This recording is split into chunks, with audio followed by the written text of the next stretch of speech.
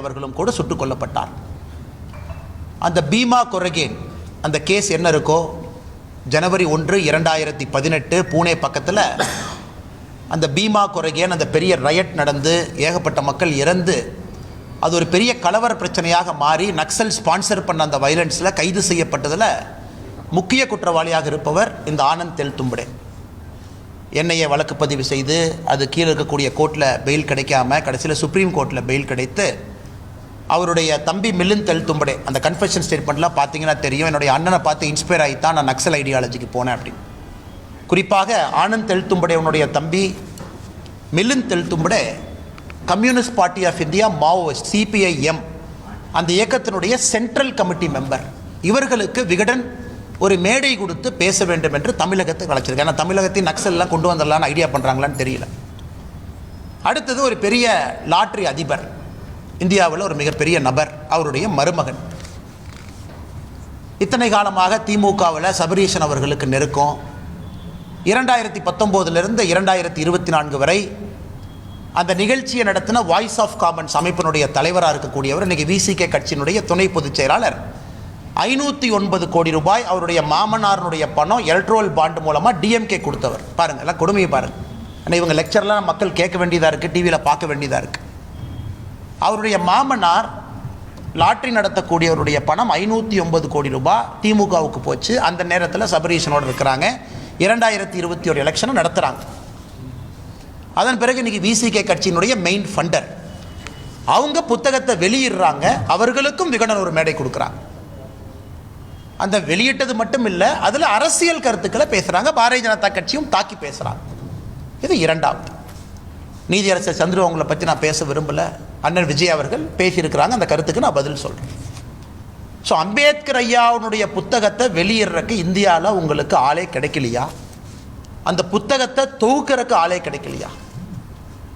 விஜய் அண்ணா அவர்கள் வாங்கட்டும், பேசட்டும், அவருடைய கருத்தெல்லாம் சொல்லட்டும். அரசியலுக்கு புதுசாக வந்திருக்கிறாங்க, அவருடைய கருத்தை தெரிந்துக்க வேண்டியது நம்முடைய கடமை. மக்கள் எல்லாம் எதிர்பார்ப்பாங்க, சரி என்ன பேசுகிறீங்க, அம்பேத்கர் ஐயாவை பற்றி உங்கள் பார்வை என்ன? விஜய் அவர்கள் பேசுவதற்கு முழு தகுதி உரிமை இருக்குன்னா கட்சி ஆரம்பிச்சிருக்காங்க, பேசுகிறேன்.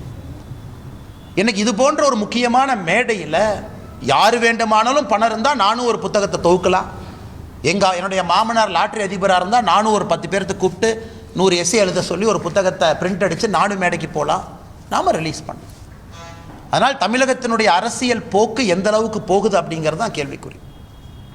அண்ணன் தொல் திருமாவளவன் அவர்கள் முக்கியமான தலைவர், இந்த நிகழ்ச்சிக்கு நான் போக மாட்டேன்னு ஒரு காரணம் சொல்லி போயிட்டார். ஆனால் அவருடைய துணை பொதுச் செயலர் போயிருக்காருன்னா கட்சி அண்ணன் திருமாவளவன் ஒரு கையில் இருக்கா, இல்லை துணை பொதுச் செயலர் ஒரு கையில் இருக்கா? இந்த கட்சிக்கு விடுதலை சிறுத்தைகள் கட்சிக்கு ஒரு தலைவரா, 2 தலைவரா? மேடையிலே கூட்டணியில் இருக்கக்கூடிய கட்சியை பற்றி பேசிய பிறகு கூட ஒரே கட்சியில் துணை பொதுச் செயலாளரும் தலைவர் அண்ணன் தொல் திருமாவளவன் இருக்கிறாங்கன்னா என்னை பொறுத்தவரை இந்த கட்சி அண்ணன் தொல் திருமாவளவன் அவர்கள் கட்டுப்பாட்டில் இல்லை. இந்த கட்சி அந்த லாட்ரி விற்பனை செய்யக்கூடியவருடைய மருமகனுடைய கையில் தான் அந்த கட்சி இருக்குது. தெளிவு அரசியல் தெரியக்கூடிய எல்லோருக்கும் தெரியும். உங்கள் கூட்டணியில் இருக்கக்கூடிய ஒரு கட்சியை, ஆளும் கட்சியை, உங்கள் கட்சியை சார்ந்த ஒரு முக்கியமான நபர் மேடையின் மீது விமர்சனம் செய்கிறாரு, அவர் மீது உங்களால் நடவடிக்கை எடுக்க முடியவில்லை என்றால் அந்த கட்சியினுடைய மெயின் ஃபண்டரை கை வைக்க திருமாவளவன் தயாராக இல்லை. இது தமிழகத்தில் குறிப்பாக திமுக தலைமையில் இருக்க கூட்டணி எப்படி இருக்குது அப்படின்னு காட்டுது. திமுக கூட்டணி எப்படி இருக்குது? எல்லாரும் பவரில் இருக்கிறனால ஒட்டி இருக்கிறாங்க, பணங்காசுக்காக ஒட்டி இருக்கிறாங்களா அப்படிங்கிற கேள்வியை இது எழுப்புகிறது. எதையும் தமிழகத்தினுடைய அரசியலை கவனிக்கக்கூடியவர்கள், தமிழகத்தினுடைய மக்கள் ரொம்ப உன்னிப்பாக கவனிக்கணும். அம்பேத்கர் ஐயாவுடைய புத்தகத்தை தொகுக்கிறதுக்கு ஆள் இல்லையா? அந்த புத்தகத்துக்கு ஆனந்த் தெலும்படே அவர் தான் கிடைச்சாரா?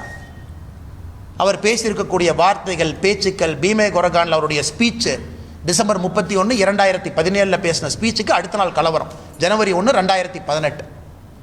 அவருடைய சொந்த தம்பி Communist Party, Maoist party, Communist Party of India மாவோயிஸ்டுடைய சென்ட்ரல் கமிட்டி மெம்பர் 22 நக்சலோடு சுட்டுக் கொல்லப்படுகின்றார்.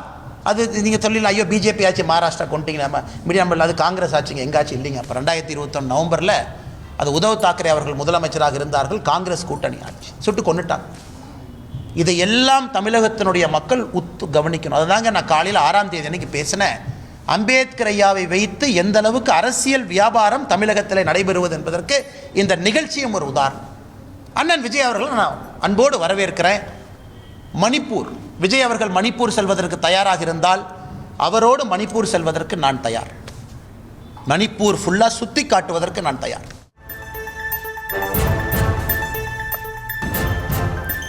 கோவையில் தமிழக பாஜக தலைவர் அண்ணாமலை செய்தியாளர்களை சந்தித்தார். அதன் விவரங்களை பின்னர் வரும் செய்தி தொகுப்பில் பார்க்கலாம்.